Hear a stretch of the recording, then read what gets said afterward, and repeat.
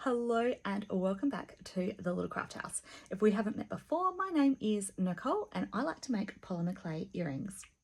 Now, I'm sure many of you guys are much the same as me and get super excited when the polymer clay manufacturers release new colours.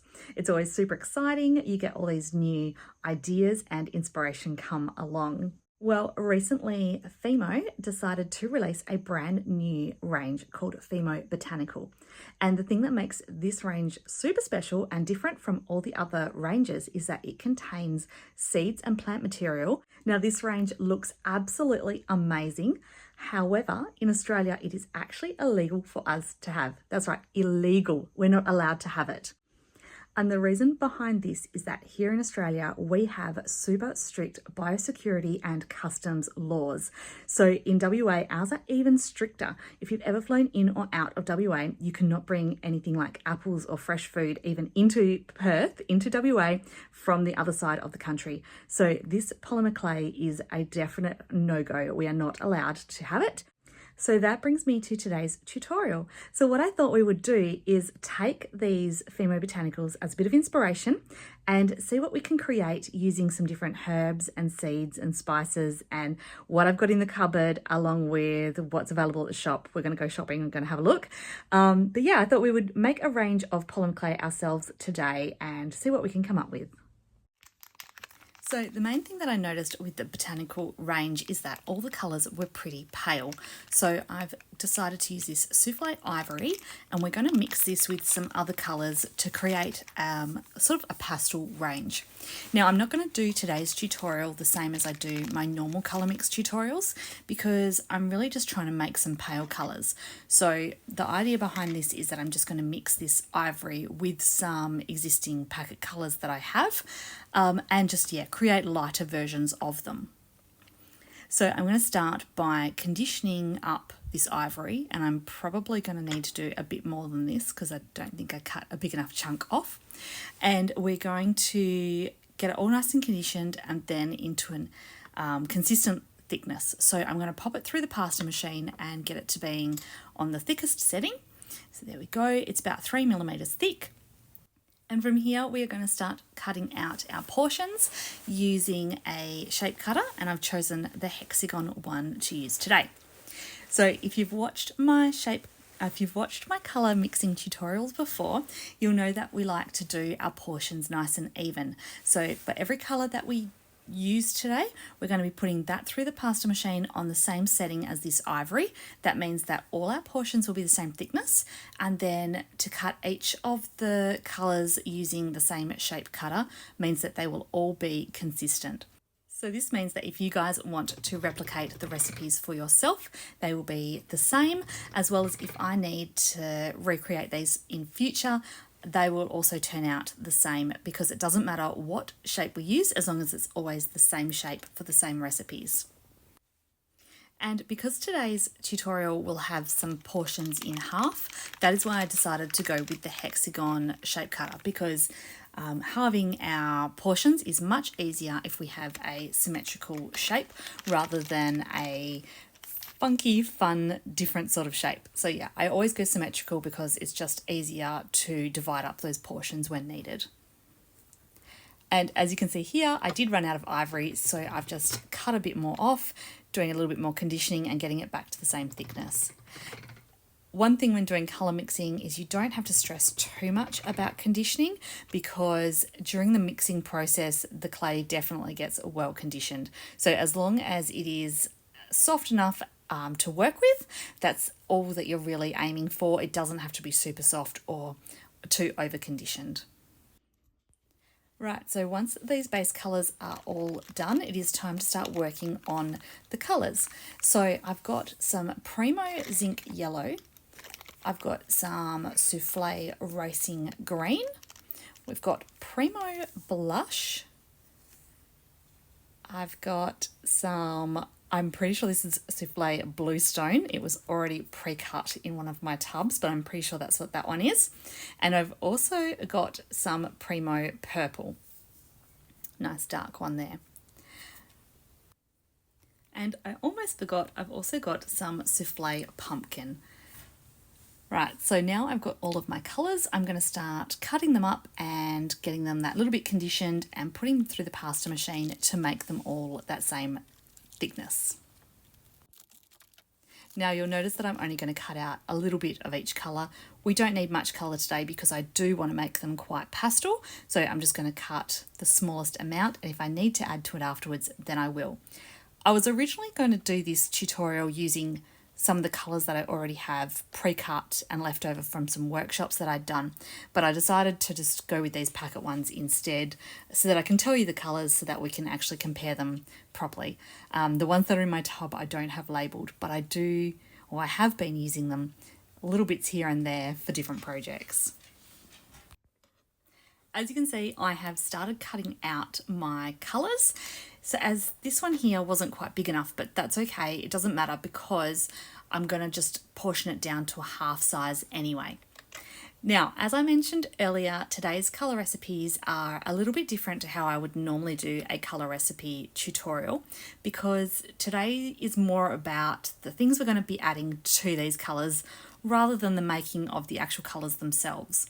So I'm just going to talk you guys through these colours as I make them, but honestly, I think we could just use any colours. I probably could have just done this tutorial using straight packet colours, but I wanted to get a little bit of the inspiration from those botanical colours by going pastel. But other than that, yeah, we can do this with any colours. It's more about those things that we're going to be adding to give the texture and patterns. So when it comes to mixing these colours together, there are a couple of ways that you can do it. My favourite is with the pasta machine, but for this green one, I'm just going to show you using the hand roller. So just using this acrylic roller, and I like using acrylic rollers because they're easy to clean and the clay doesn't really stick to them. Like, it's flipping up and sticking as it's rolling, but it really just peels off nice and easy. So the acrylic roller is great to use. And if you don't have a pasta machine, this is how you would do it. So the technique is pretty much just roll and fold, and keep going until your colours are nicely mixed together.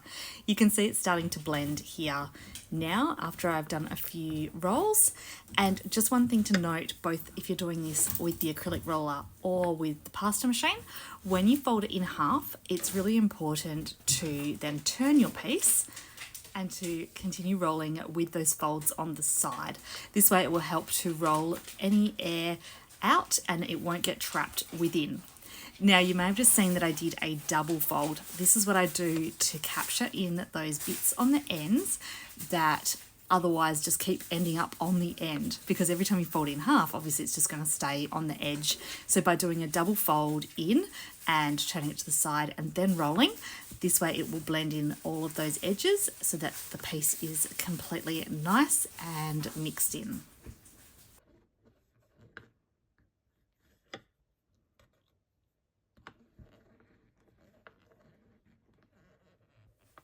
I actually think it's a little bit funny that I started with this green, because this green was the colour that I was the most excited for, and usually I leave the one that I'm most excited for to the end as sort of like a little bit of a reward for doing all the other colours as well. But I started with this one, so I think we're starting with the best. How's that for a beautiful sage green? So I really like that one. Right, so next up I will show you the same method but using the pasta machine. So I've moved on to the thickest setting and I'm just going to start popping it through. Again, folding and rolling with that seam on the side. So the advantage of having the pasta machine is that you can bring the rollers down to a smaller setting, making the polymer clay thinner, and the thinner it is, the quicker the colours will break down and blend together. Okay, so this is how the green turned out. I've just put a little sample swatch of the original colour at the top so we can compare. We had the purple, the yellow, which was still a little bit bright, but that's okay, we're going to work with that. That one, there's that blush pink. We've got the pumpkin, which is quite a nice one as well, and also that bluestone blue, which actually turns out to be a little bit more on the grey tone of colours. Right, so next up, we need to head to the shop to see what herbs and spices we can get. So, heading off to my local supermarket to see what they can offer me. And I've never really looked at the range of spices before in the eyes of using them for my polymer clay. So suddenly I was a little bit overwhelmed and wasn't 100% sure what to choose. I did, however, see these parsley flakes and they really called out to me. I think they'll be beautiful with that green. And I also thought about getting the fennel as well, these fennel seeds, because I think they're nice and chunky and should work well as well. So I only ended up buying the two, the fennel seeds and the parsley, because I knew that I had some things in my cupboard at home to use as well. So I selected out some cinnamon because it's a beautiful colour, and I'm also wondering about the scent and wondering if the smell will stay. So we're going to test that. And I also got some pepper steak spice or pepper steak seasoning. I do have normal pepper in the cupboard, but what I really liked about this one is that it's got some different sized pieces as well as some different flecks of different colour in there as well. So I thought we would give this one a go. So I thought we would just pop each of these herbs and spices into their own little bowl, and then that way I can see what I'm working with. Now, I must admit, as I was looking at all of the different types available, my mind was going absolutely crazy with different ideas. But I thought I would just give these ones a go first, see how they go, and then we can move on from there. So I have a few things that I kind of want to test for. So the longevity of the clay by having these elements mixed in is one of them. I'm really hoping that over time it doesn't go moldy or break down in a gross way. They shouldn't, because these herbs are all dried, and when we cook the polymer clay there'll be no moisture left in the polymer clay, so it shouldn't affect it, but I'm not 100% sure. So that is just one of the tests that I am going to do, and that is something that over time I will update in the comment section of this tutorial about how they're lasting. I also want to test the smell, the scent that's coming from these. At the moment, my craft room smells absolutely delicious. So it will be interesting to know whether the pieces hold that scent, and if they do hold it, how strong that smell will be, because I would hate to have that irritate somebody if it was an item that I was selling. So before I go ahead and start mixing all those custom colours with the herbs, I'm going to use this scrap piece of clay and test out the cinnamon. So with the cinnamon, I was thinking of all the possibilities that could come about for Christmas if we could make the clay smell like cinnamon. So I thought I'd just take this scrap piece first and just try it, because I'm having a feeling that the cinnamon's ground quite fine, so I'm assuming that it's going to act a bit like a mica powder and it may discolour the clay. So I just thought I would start with this one here. I'm just making it nice and soft so that it will be easier to mix the cinnamon into. Now I guess I could possibly get a coarser cinnamon, but this one was already in my cupboard, so I thought we would just use this one to test out. So it is kind of sticking to the clay there. I don't need to add any additives. I was thinking about using some liquid clay to help bond it a little bit, but I don't want to make my clay too sticky. And the only issue that I'm having is like with mica powder, where the clay doesn't necessarily bond back together so well to start with because there's no moisture in that powder. So I'm just going to do this by hand, I think, give it a good scrunch and roll and just mix that powder through. So I can already see what's kind of happening with this. It smells delicious for starters, which is a good point. However, it's starting to just kind of swirl through it. So it's actually looking a bit like a dirty mark in the clay. It's not mixing through as nice as what I would have liked. I don't know if you can see that there. Well, I'm going to chuck this into the oven and I'm going to see how it will bake up and whether the scent will hold. Okay, so fresh out the oven here, you can see that dirty swirly mark, which isn't the nicest. Maybe if I had it on white or something, it might have been a nicer effect, but with this colour, it just looks gross. scent-wise, you can still smell the cinnamon. It's not super strong. I can smell, maybe because it's warm, I can smell that slight polymer smell as well. I think maybe if I was to do it again, I would just roll my paste into the cinnamon so that it's just sitting on top. Okay, next up I'm going to do the parsley leaves. This is the one that I'm the most excited about again, because I think that it's going to go absolutely beautiful with this sagey green colour. So we're just going to start by just sprinkling it on and just trying to mix it through. Now I think it will mix through nicer than what the cinnamon did because it's a bit more chunky, so I think it should maybe hold nicer. I'm not sure. Let's just see how it goes. I'm going to start by rolling it onto the clay first, though, to stop some bubbles forming, because I think if I don't roll it down, I'm going to have air gaps in it, and then it's going to put bubbles into the clay. So we're going to try and avoid that as much as possible. So I definitely don't think I've put enough in here. I can see it slightly starting to come through, but I want to have a lot more visible than this. So I'm going to add some more in and just see how we go. I might still need to add a little bit more than this.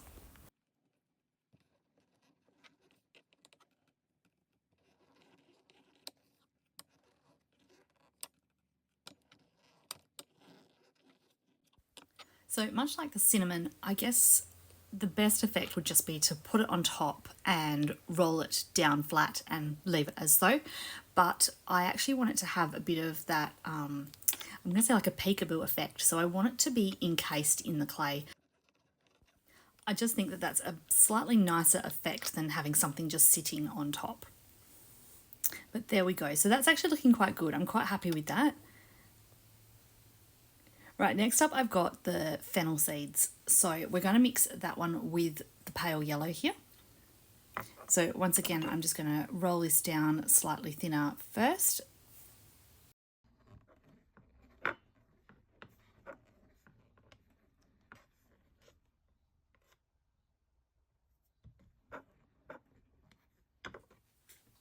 And then I'm just going to sprinkle the seeds on top. Now, I know that I'm probably going to need a lot more than what I'm doing here, but I just thought I would start with a small amount and then I can add more as I'm folding it through. Again, important to roll that down so that it doesn't create any air bubbles, especially because these bits are quite chunky. So we're just going to go ahead with the fold and roll technique, and then I'll just keep adding some more along the way.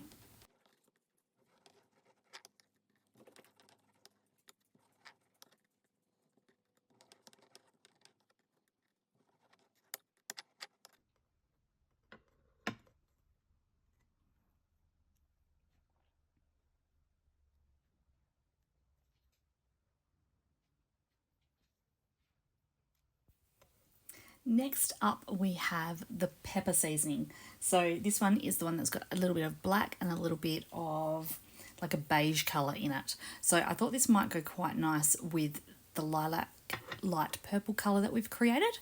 So I'm thinking this is probably going to turn out similar to a granite, like a granite effect style clay.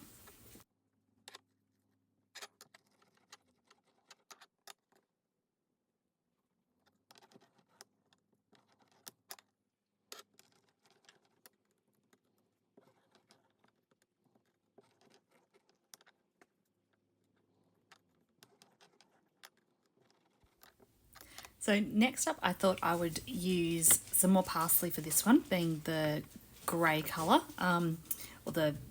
it was the bluestone, but it's come out like a grey. So I'm using the parsley, but I also have just a little bit of that pepper left over, so I thought I would just use that to get that used up and not waste it. So I thought I'd just do it as a bit of a combination for something a little bit different. Now, I actually forgot to roll it in first up here, so like I'd done the first roll before to press it in, and it did actually cause me a whole bunch of issues. You can see straight up that it caused a massive bubble. So I'm attempting to roll it out and it's actually making the bubble bigger. It's a huge bubble there, so obviously all the stuff is just sort of sitting underneath. So I'm just trying to squeeze it out. I'm going to pop the bubble with my scalpel knife here and try and squeeze out that air. But yes, definitely learnt for next time. you must roll that first layer of the seeds in, because otherwise, yeah, it just creates an air bubble in it. And as you can see, even popping that bubble, I'm still getting more bubbles coming up. So this one was quite a challenge to do because I made that mistake right at the beginning.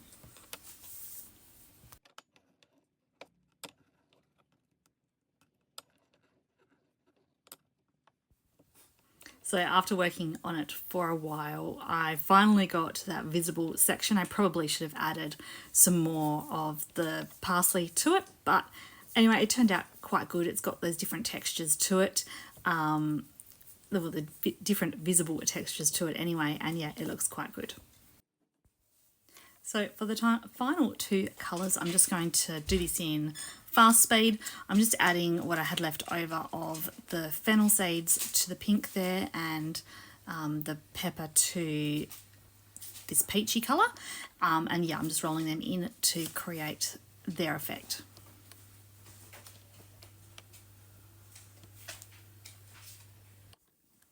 Okay, so overall, I'm really happy with the effect that each of these have had on the clays, and I'm actually looking forward to trying some different things as well, going back to the supermarket and finding some more herbs and spices. But anyway, these ones have created a beautiful little collection, so I'm really happy with those.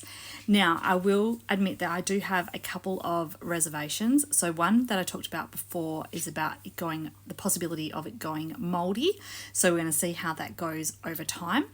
And my other reservation is that I think it's going to be very similar to using the opal polymer clay. Because it has those chunkiness to it, it's going to cause drag whilst we create. So if you've ever cut into the opal block of clay before, you'll notice that the knife will grab a chunk of the glitter and drag it through. Happens with the finer glitter ones as well. Well, I think that it's going to happen with this here. So I'll show you a bit of an example of what I mean. So I'm just balling together the pink one here. So I'm getting it all nicely pressed together as if I was doing, say, like a cane or something. It's all nice and tightly in there. You can see those seeds. Now, when we get our tissue blade, you'll see what I mean about the drag that it causes.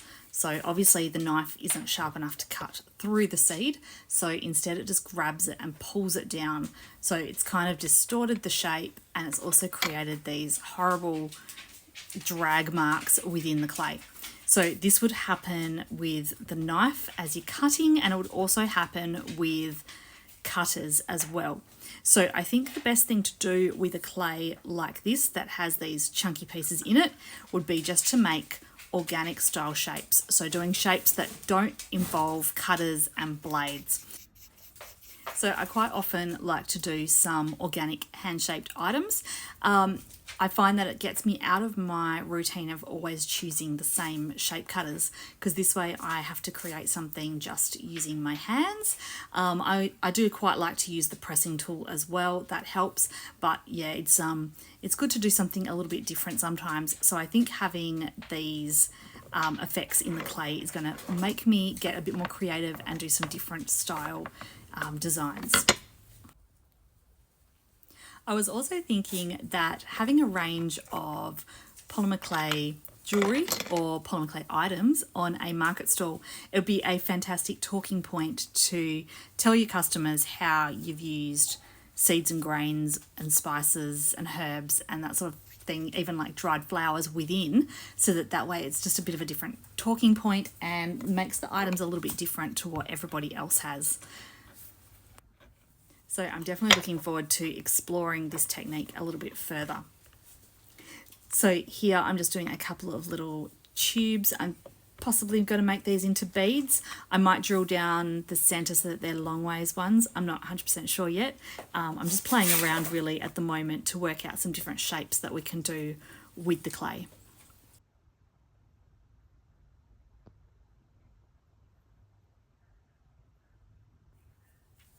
Now, I also thought I would just do a quick little example to see how it would work with the shape cutter and see if I was able to get a shape out of it. I'm just going to use the hexagon cutter that I had here, and this metal one is quite sharp compared to some of the other cutters I've got.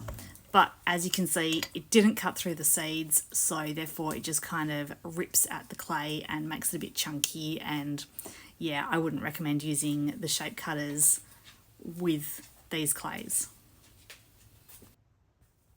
I'm going to end today's tutorial with a time lapse of me making a few different organic shapes and beads, and I just want to get these in the oven quickly so that they're not sitting around. I don't want to risk that moisture affecting them.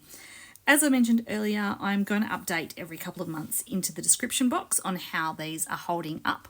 Hopefully they're fine, because I'm actually really loving these shapes, colours and the textures created with these herbs and spices.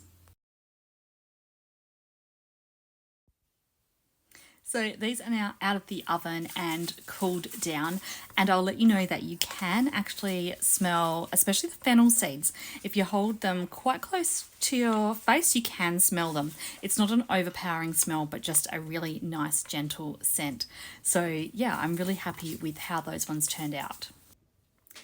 So I definitely have a whole bunch of ideas for future pieces to make. It's been lots of fun experimenting and trying out, so I highly recommend you guys giving it a go, especially if you're looking for something different and a talking point as well.